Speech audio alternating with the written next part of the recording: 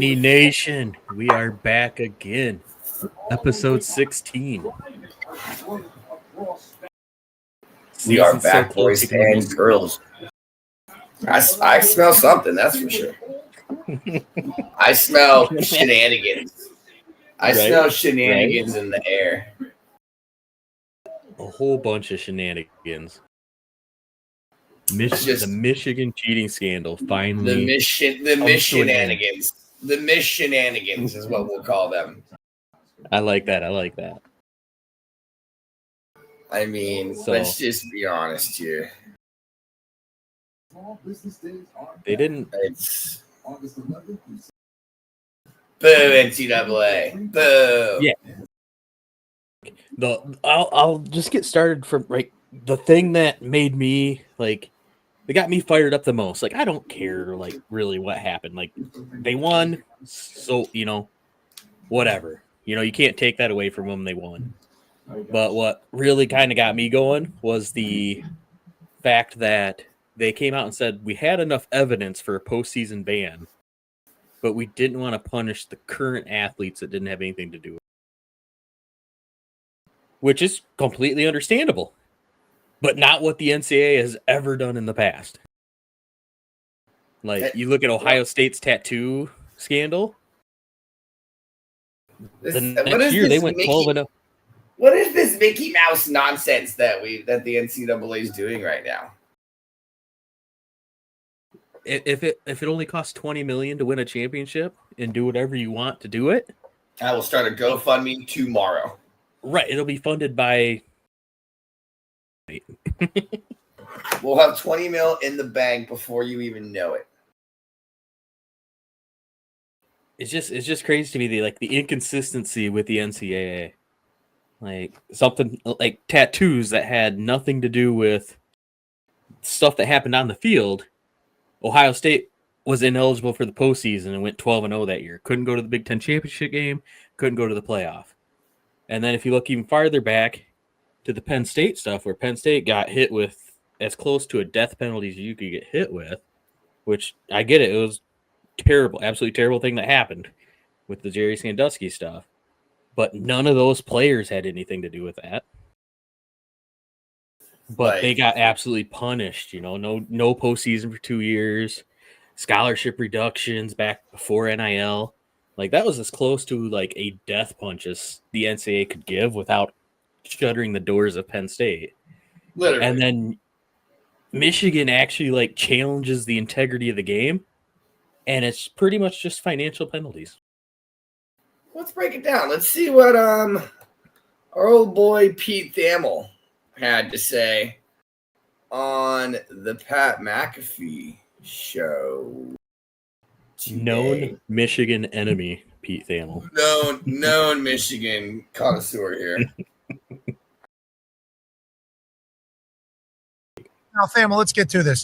Whenever we heard the NCAA was going to announce their punishment for the Michigan infractions, we wondered which one it was. Then you came in and said, well, this is the Connor Stallions stuff. This is the last of the Connor Stallions investigation. And basically, it's a money game and a money play. And Sharon Moore's suspended one more game, and it's the opener for 2026. Did I miss anything in there? And can you break it down for us a little bit? Okay, now, real quick before he breaks it down, would you mind explaining to everybody who Connor Stallions was while I run just outside really quick to grab something?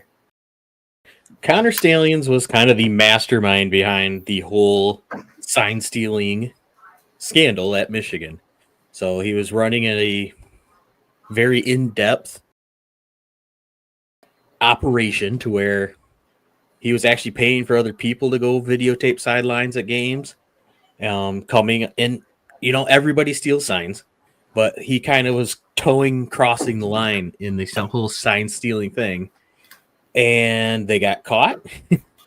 And it is on, change your signs. But at the same time, it definitely challenged the integrity of the game. Perfect. All right, so now that we have that backstory, here we go.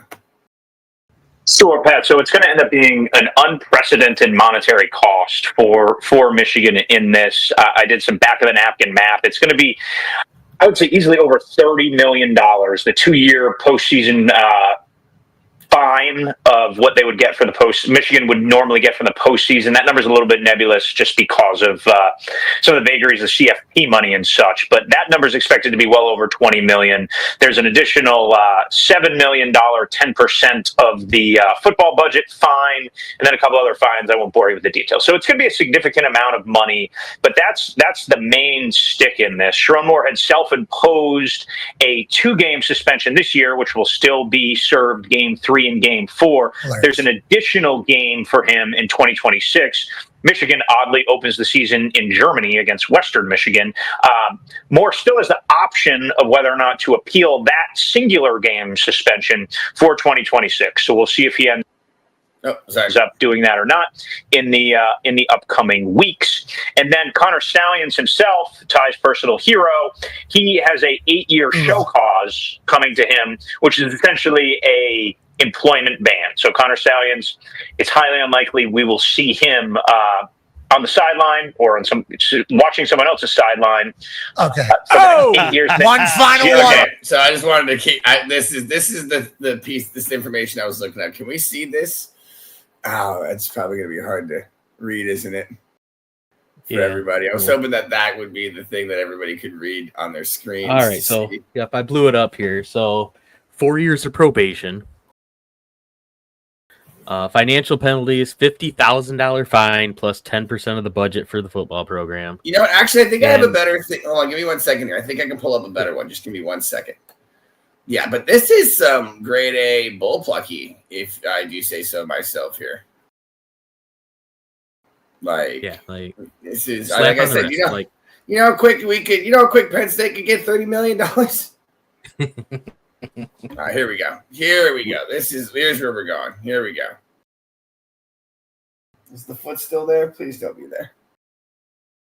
All right. Yeah, so things that he didn't really mention, 10-year show cause for Harbaugh. So basically, Harbaugh can't come back to college for 10 years. And that doesn't start till after his 4-year current show cause. So 14-year show cause.